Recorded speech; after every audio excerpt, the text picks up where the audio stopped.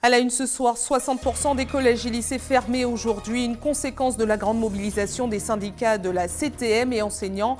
Les grévistes protestent contre la suppression de 40 contrats aidés.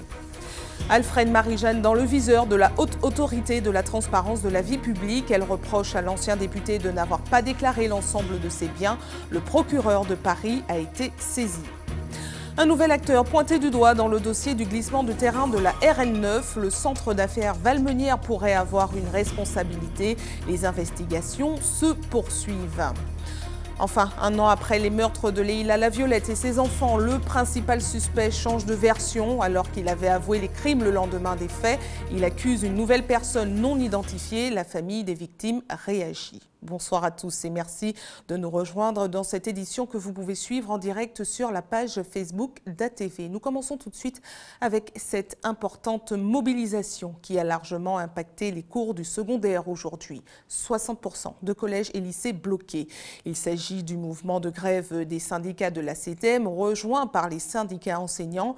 Ils protestent contre la suppression de 40 contrats aidés. Voyez ce reportage de Céline Chalonneau. Des lycées bloqués, d'autres fermés, beaucoup d'élèves ont dû faire demi-tour ce matin. Une nouvelle journée de vacances forcées dans de nombreux établissements après celle de vendredi et des parents qui s'estiment pris au dépourvu. Même si on s'y attend, même si on s'en méfie, mais que peut-on faire? Le lycée est fermé. Qu'est-ce que moi, parent, je peux faire devant un lycée qui est fermé? Donc nous comprenons très bien qu'il y a des revendications à mener, mais nous nous disons, attention, est-ce qu'il n'y a pas d'autres moyens d'action aussi efficaces? Donc il ne faut pas quand même que ce soit le lycéen, l'élève qui n'est pas parti au contrat, qui soit toujours et encore une fois la principale victime de ces conflits. Toujours dans le collimateur, les 40 contractuels non renouvelés par la CTM pour cette rentrée 2018. Malgré de nombreuses relances, l'exécutif de la collectivité semble faire la sourde oreille. Il faut qu'on le dise très clairement, notre volonté c'était de faire le dialogue avant d'arriver à la grève. On s'est pris très longtemps à l'avance, avant même de déposer un préavis de grève, on a demandé une réunion, une audience. Maintenant, si on arrive à cela, c'est parce qu'on est vraiment dans l'obligation de trouver un moyen de provoquer cette réunion. Autrement, si on était dans un dialogue concerté, normal, dans la CTM, peut-être qu'on ne serait même pas en train de discuter avec vous aujourd'hui. Aujourd'hui, certains syndicats enseignants rejoignent la mobilisation, craignant pour la sécurité des élèves. Nous réclamons que les vies scolaires les collègues soient reconduits dans les vies scolaires, puisqu'aujourd'hui il y a beaucoup de collègues qui ne sont pas reconduits. Je parle des anciens CUI. Vous avez des responsables de l'éducation qui font des économies sur la sécurité des enfants de l'île. Ils font des économies sur la sécurité des élèves de Martinique. Le ton monte jusque sous les grilles de Plateau-Roi. Une délégation de professeurs du lycée professionnel Jean-Joseph Dumas de la Pointe-des-Nègres a donné de la voix au siège de la CTM. Ils dénoncent eux aussi le manque de moyens humains, mais également le manque de matériel. La collectivité n'aurait pas versé les crédits d'équipement de 2017 et de 2018. Nous attendons des réponses claires sur les crédits qui doivent nous être versés depuis 2 ans maintenant. Et nous n'avons toujours pas de réponse. Nous attendons des réponses claires sur le maintien des hommes et des femmes qui, tous les jours, se dévouent pour l'accueil, l'accompagnement, la formation et l'éducation des élèves. Et ce, dans un seul but, leur réussite et aussi leur accomplissement en tant qu'adultes. Nous attendons aussi des réponses sur le devenir de l'éducation en Martinique. Donc à la CTM de répondre s'ils veulent vraiment que les élèves réussissent et s'ils veulent vraiment que les élèves aient un avenir. S'ils ne nous répondent pas, c'est aux élèves qu'ils ont à s'adresser directement. Nous demandons déjà aux parents de se mobiliser. Nous avons besoin de vous, parents. La mobilisation pour le maintien des 40 contractuels se poursuit demain. La plupart des collèges et lycées publics de l'île devraient rester fermés. Et justement, la mobilisation s'est poursuivie cet après-midi dans le bureau du recteur. Une rencontre a été organisée avec les syndicats. Céline Chalonneau était sur place. Voyez les réactions recueillies à l'issue de la réunion. Jusqu'ici, il y avait 563 emplois aidés, tout compris, pour l'éducation nationale. C'était très peu parce que finalement, dans le secondaire, nous nous retrouvions avec à peine 100 personnes pour encadrer les élèves pour les 43 collèges et les 23 lycées de la Martinique. C'était vraiment très peu.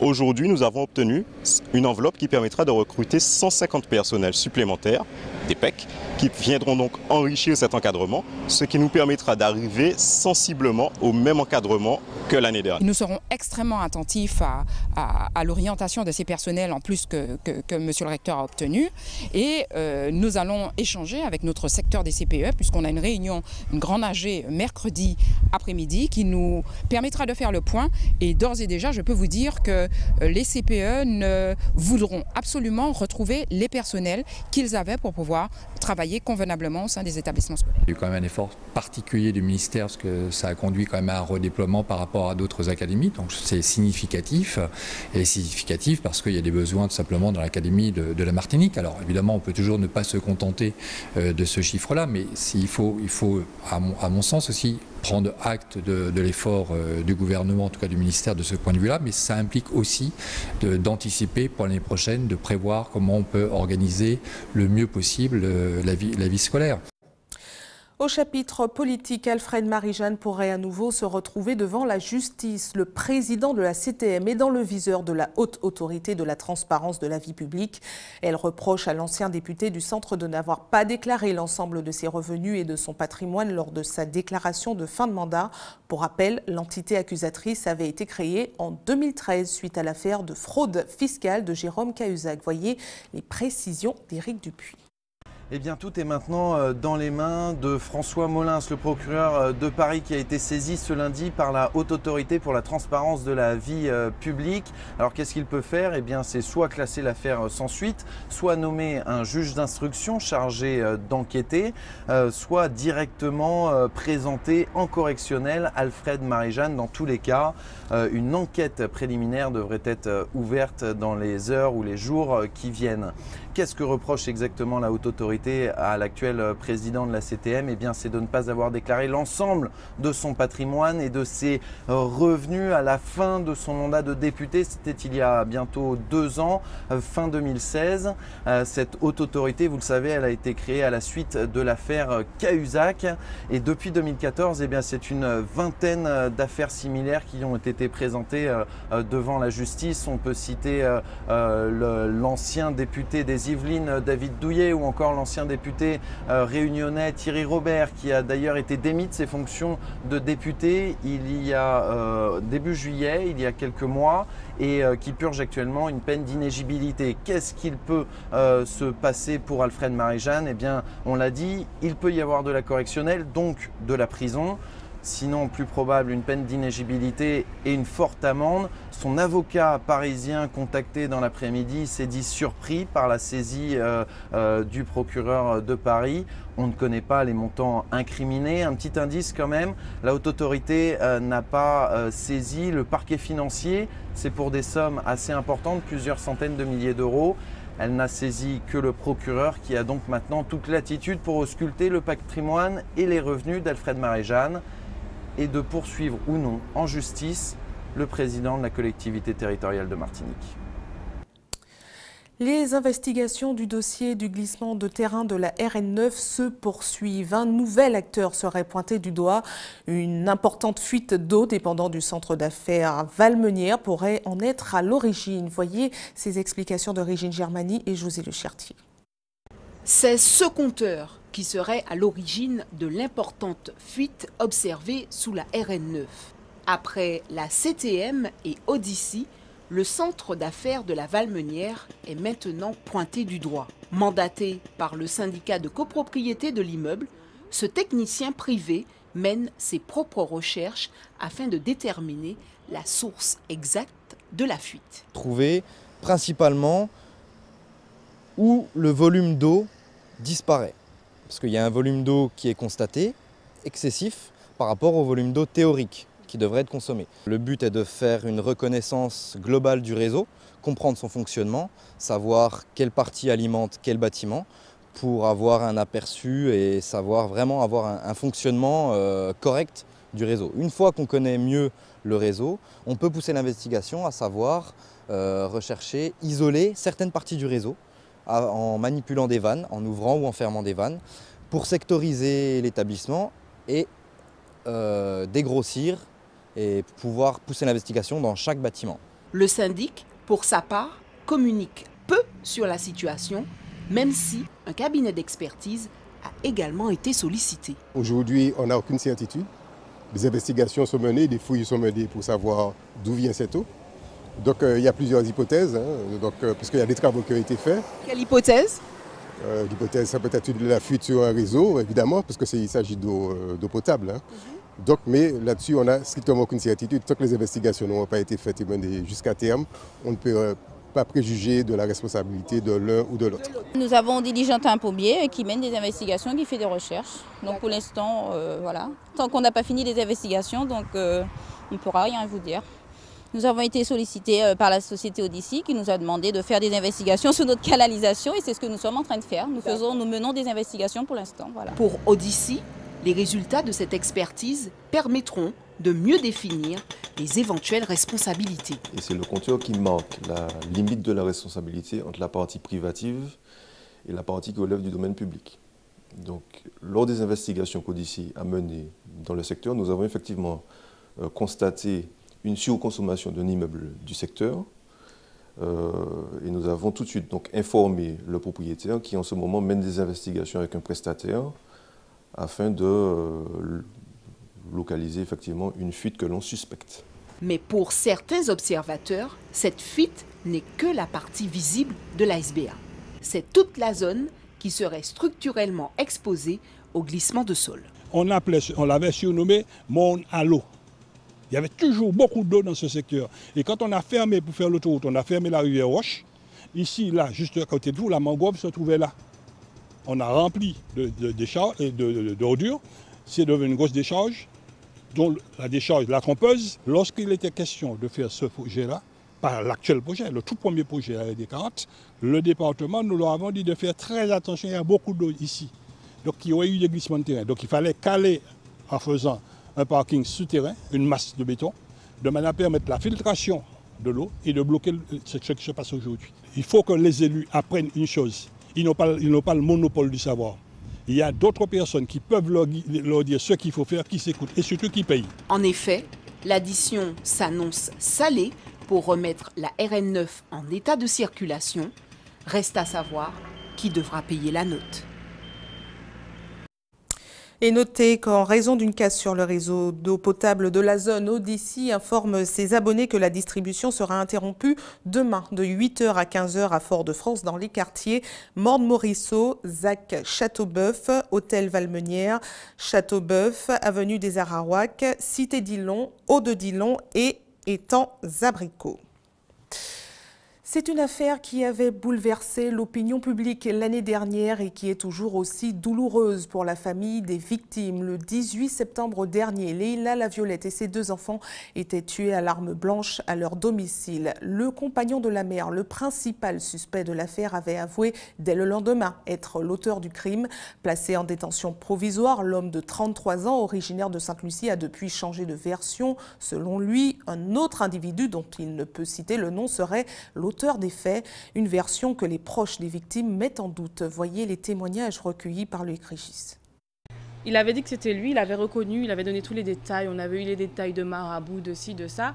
Et 1 an après, il revient sur sa déclaration pour dire que ce n'est pas lui finalement, que ce serait un autre compagnon de Leïla qui aurait fait ça.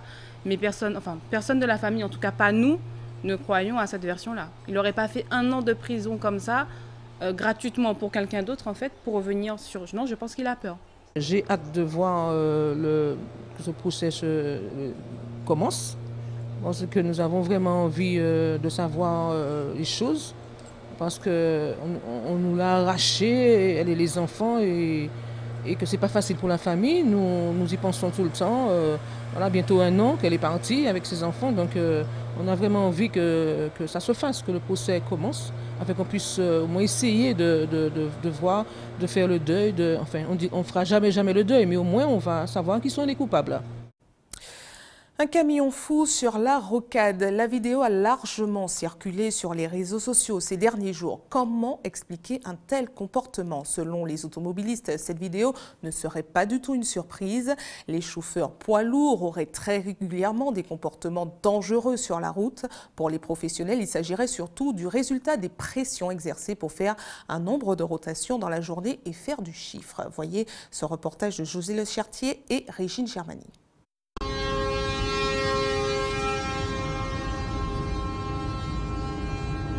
Cette vidéo a fait le tour des réseaux sociaux et a suscité énormément de réactions. La circulation est fluide, visiblement ce chauffeur de poids lourd est pressé d'arriver à destination. Un comportement choquant mais vraisemblablement pas surprenant. Ils sont au travail sur la route, alors les gens qui se promènent les gênent. C'est clair et net. Alors ils trouvent que ces gens-là conduisent mal, machin comme ça. Ils conduisent pas mal, ils sont au travail. Quand ils font leur travail, vous pouvez rester 2 heures après eux. Mais c'est pas leur problème. C'est le système qui est comme ça. En fait, ils se sentent plus en général prioritaires comparé à nous ou aux autres voitures.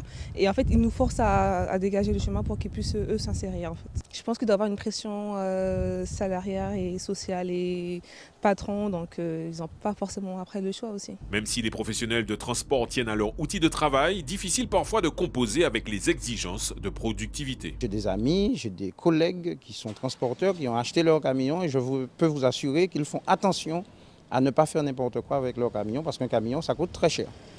Maintenant, vous avez des employés et dans toutes les entreprises, vous avez des employés qui s'affranchissent de certaines règles, des fois. Et donc, il faut remettre à l'ordre. Deuxièmement, je vois aussi qu'il y a un individu qui va vite, peut-être parce qu'il a un chiffre d'affaires à faire, et puis le nombre de voyages à faire, etc. Et au vu de ce qui se passe sur nos routes en ce moment avec les embouteillages, je ne comprends pas, je ne pardonne pas, mais je dis qu'il y a peut-être un lien de cause à effet par rapport à l'état de la circulation et à la vitesse de certains professionnels de la route. Conduire un poids lourd exige dextérité et une attention de tous les instants, des règles incompatibles avec une vitesse excessive. Un super poids lourd, c'est vraiment pas un jouet. C'est pas un jouet, il y a des techniques, il y a des bases, et quand vous avez des bases, ça passe. Regardez les rétros, surtout, anticiper. Parce qu'on a une remorque derrière, surtout quand on est dans mon point d'anticiper le freinage. Il y a une limitation à respecter, le véhicule doit répondre à l'exigence de la réglementation. Donc, si ce véhicule circule à cette allure, je pense qu'il y a très certainement un problème ailleurs. Donc, il aura automatiquement à faire face aux hommes de loi de manière à pouvoir répondre à ces actes. Dans un communiqué, la société a été informée des faits afin de sensibiliser les dirigeants de l'entreprise de transport indépendante sur la conduite irresponsable du chauffeur. Cette précision concernant notre reportage diffusé ce samedi 15 septembre sur les stages de récupération de points. Un reportage qui pouvait laisser supposer qu'une jeune fille interviewée témoignait en tant que stagiaire qui avait perdu des points. Il n'en est rien. La jeune Béatrice qui témoigne dans le sujet était présente sur place en tant que stagiaire dans le cadre d'une formation à la sécurité routière. La filière agroalimentaire serait-elle la nouvelle tendance en Martinique? C'est en tout cas pour répondre à la forte demande qu'une formation de 2 jours pour les porteurs de projets de l'agro-transformation est proposée en ce moment à la Technopole de Martinique. Plusieurs ateliers pour sensibiliser aux étapes essentielles pour bien se lancer dans le secteur. Un vrai coup de pouce pour accompagner les futurs entrepreneurs. Voyez ce reportage de Loïc Régis. Chef d'entreprise dans la comptabilité, Laurence a décidé d'attaquer le marché agroalimentaire. Elle souhaite valoriser les ressources locales, les transformer et les exporter. Un projet sur lequel elle tient à rester discrète, mais elle l'aborde en toute confiance. C'est un secteur où il y a une réglementation très forte, donc il faut s'y astreindre. Mais en même temps, c'est beaucoup de connaissances très intéressantes. Il y a une concurrence, il y a des bien plus gros que nous positionnés sur le marché, mais c'est challengeant. Tout le monde peut trouver sa place? J'espère bien que tout le monde peut trouver sa place. En tout cas, nous ferons la nôtre. Pour Laurence, ce domaine d'activité est nouveau. Il est logique pour elle de se rapprocher de personnes d'expérience. Certes, je suis déjà dans le milieu d'entreprise, mais l'agroalimentaire, c'est un domaine spécifique et de formation, je ne suis pas spécialiste en agroalimentaire. Donc c'est vraiment fondamental de pouvoir trouver les bonnes informations, les bons conseils auprès des experts. Wael connaît déjà cet univers. Elle s'est lancée en 2015 dans la transformation de fruits et légumes. Pour la jeune femme, ce séminaire répond aux besoins de croissance de sa structure. On est sans cesse en développement, sans cesse en innovation et qu'il est important de continuer à valoriser la production locale de façon encore plus différente. Et je pense que ces 2 jours seront bénéfiques à certaines questions que je me pose. Ici, les participants bénéficient des conseils d'une experte spécialisée dans les innovations et le développement de concepts. Ils sont 15 et présentent des dossiers intéressants. Le marché est porteur. 40% des projets aujourd'hui accompagnés par la Technopole sont dans le secteur de l'agro-transformation, en passant par la pharmacopée, la transformation de fruits et légumes, de viande, et puis la valorisation des plantes médicinales, la cosmétique, etc. Outre les ateliers collectifs, les participants bénéficient également de conseils individuels dans les domaines du financement, du marketing ou encore de la propriété intellectuelle. Coup d'envoi de la semaine de sensibilisation de la drépanocytose. De nombreuses actions sont programmées cette semaine dans les écoles, les bureaux de poste et les centres commerciaux. Tout pour collecter des fonds pour financer la recherche. Et pour en parler, nous recevons la présidente de l'APIPD, Association pour l'information et la prévention de la drépanocytose, Génie Hippocrate. Bonsoir. Bonsoir. À vous. Merci d'avoir accepté notre invitation. Alors, le combat continue. Votre association a 30 ans maintenant, 9 concerts Drépaction, moitié Paris, moitié Martinique. Est-ce que vous constatez que les mentalités ont bien évolué au fil du temps? Pas vraiment, malheureusement. Les mentalités n'ont pas vraiment évolué dans la mesure où les gens, ils écoutent, mais ils n'entendent pas vraiment ce qu'on dit. Il y a un message fort à faire passer, dire que, surtout en Martinique, il y a énormément de porteurs sains de la maladie. Il y a énormément de malades. Nous sommes la 2e région où il y a le plus de malades. On a l'impression que les gens, ils n'entendent pas, ils n'écoutent pas. Il y a beaucoup d'enfants drépano qui naissent toujours. Il y a beaucoup de jeunes filles qui mettent au monde des enfants drépanocytaires, mais qui ne se sont pas renseignés avant. Et voilà, c'est très difficile. On parle d'une maladie génétique grave. À qui la faute alors? Ben, c'est vrai qu'il y a pas une vraie sensibilisation, notamment en France, je dirais, parce que déjà en France, la drépano est confinée dans un ciblage ethnique, ce qui est, je l'ai toujours dit, non conforme à notre constitution.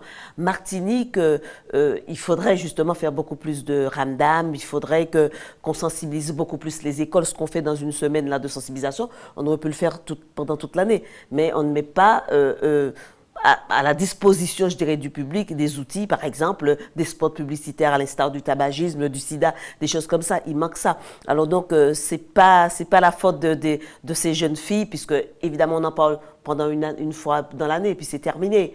Même si de temps en temps, on entend à la radio, à la télé, il y a la drépanocytose qui existe.